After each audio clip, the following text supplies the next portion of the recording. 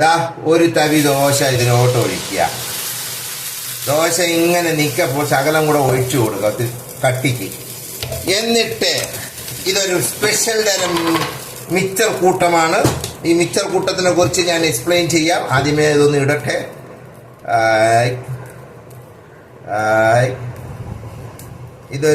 ഞാൻ ഒരു മിക്സർ ഉണ്ടാക്കിയതാണ്. ഈ മിക്സർ ഉണ്ടാക്കിയെന്ന് വെച്ചാൽ മാഹാ ചിപ്സ് എന്ന് പറഞ്ഞ ഒരു മിക്സർ കടയുണ്ട് നമ്മളെ കിഴക്കേക്കോട്ടയിൽ.